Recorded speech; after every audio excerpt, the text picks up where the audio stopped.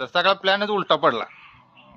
पहिल्यांदा बबड्याला घेऊन जायचंय, ते कळलं तुम्हाला परत गेल्यानंतर लास्ट मध्ये.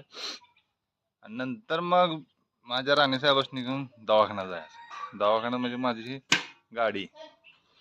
तर चला कशासाठी निघालो ते पुढे गेल्यानंतर कळेल तुम्हाला.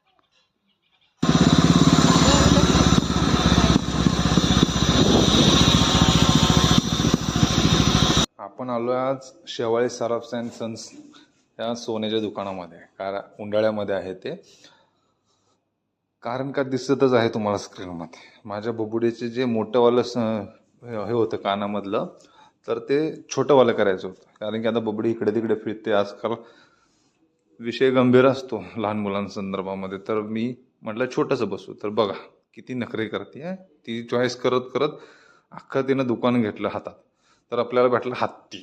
हत्ती बघून झाल्यानंतर बबडीने चॉईस केलेलं कानातलं घालायला सुरुवात केली. थोडंसं नाराज झाली, पहिल्यांदा त्रास झाला असेल, पण रडते का बघा. म्हणजे किती कडक आहे ती. म्हणजे माझी वाघीणच आहे ती बघा.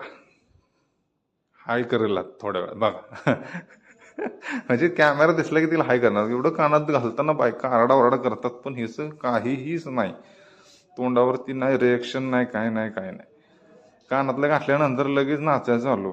हे सोन्याच्या दुकानातलं हे वड ते वड, हे दाखव ते दाखव. परत म्हटलं तिला पैसे देतात. ती काकांना म्हणते पैसे तुम्ही द्या. तर आईने पैसे दिले, मग तिनं दिलेत तिने पैसे.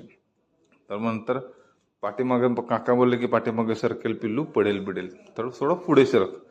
तर मग ते हा. तर नाही झाल्यानंतर मग आपलं घरामधलं